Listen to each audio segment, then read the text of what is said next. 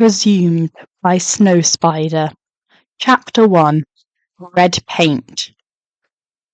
Peter smiled as he dropped to the ground. After months of tracking the resident serial killer in secret, Peter finally found out where Ada Becker lived. Of course, all this happened without Tony knowing. His father figure would ground him forever if he ever found out. Stick to the basic friendly neighborhood Spider-Man jobs and no getting in over your head, Tony had told him just 20 minutes prior when Peter begged for some extra time out.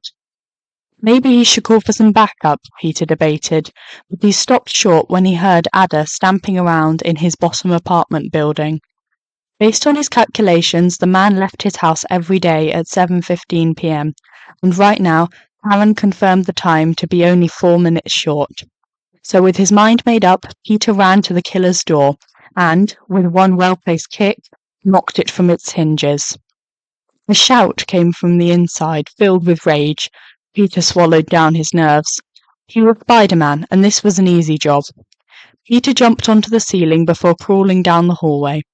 Based on the heartbeat, the man was in the room at the end of the hall.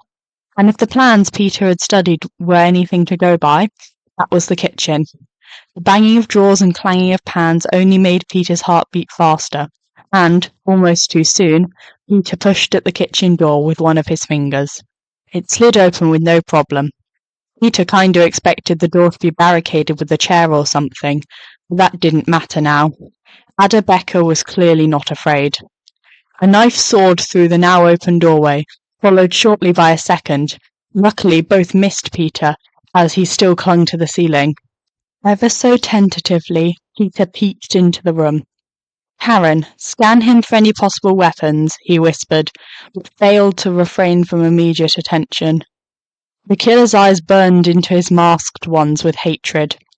Ada Becker appears to have 3 pocket knives, 1 dagger, and multiple kitchen knives. "Be careful, Peter," the AI concluded, sounding as worried as her coding allowed. Peter gulped nervously. "Why even—" "Dude, do you really need so many weapons?" Peter quipped, while jumping to the ground. There was no use in trying to fight from the ceiling. Peter almost instantly regretted it. Somehow, a bucket of paint was attached to the doorway, and the moment Peter stepped inside, the man seemed to press a release button of sorts.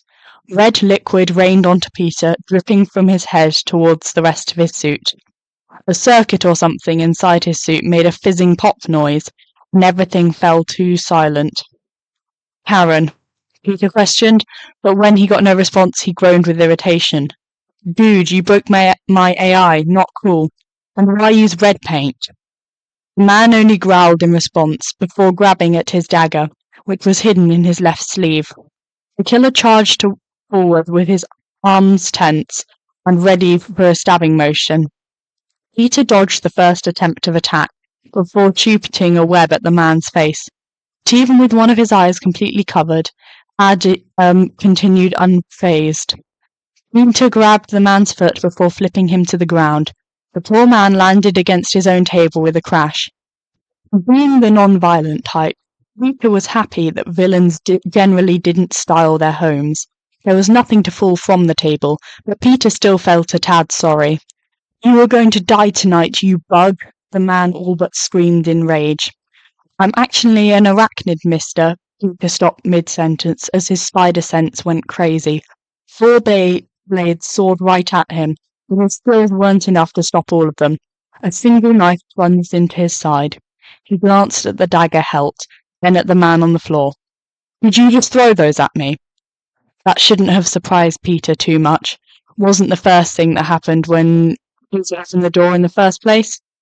It didn't matter, though, because it sure hurt, like a lot, and Peter didn't have Karen to give him an analysis. Tony was going to kill him. Just when that thought hit him, he was forced to dive to the ground as the man threw one of the kitchen chairs. Peter's head and the solid floor connected. Tony was busy working in the lab, waiting for the kid to come back, when Friday cut off his music and decided to replace it with some news report. Just when Tony was going to question the AI, a female voice flitted in the air. Although heartbreaking, the fact gathered information and the murderer's confirmation tells us one thing. New York City's beloved Spider-Man is dead. The screwdriver clattered to the ground, and Tony's heart clenched painfully. His breath started coming out in ragged pants. Tony clutched a hand to his chest. Dead. Dead. Dead. His mind played the word like an old record player. In the back of his mind, Tony noticed the paused report. He needed more, now. His beautiful, innocent child couldn't be dead. So young, not ever, he couldn't be. Sir, I insist you try to calm down. Mrs. Potts has already been notified of your current panic attack, and she is on her way down. Tony's eyes stared unblinkingly at the ceiling. His kid was possibly dead. He couldn't be calm. But Friday was right on some aspect. He couldn't give up. He had to find Peter, dead or alive. The kid deserved that much, if not more. Then Pepper was there. Her own face crumpled in defeat and sadness. Tears glinted in the corners of her eyes. Sir, I wouldn't recommend these actions with the emotional state. Tony cut her off. I didn't ask what you think. Play it on, Friday. The reply started up. Spider-Man's suit was found near a now-proven serial killer's house full of blood. While the body is still unfound, medical professionals and on-scene police officers came to an agreement. Even if Spider-Man had enhanced abilities, the amount of blood lost suffered is surely a death sentence. Many are theorizing that the hero, after seeing his fate, decided to abandon the suit and die peacefully, maybe with family members at his side, or at a comforting place.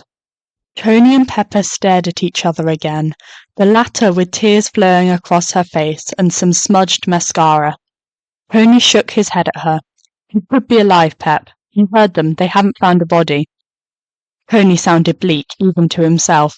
The chances are barely there. Peter could have swung to May's apartment and...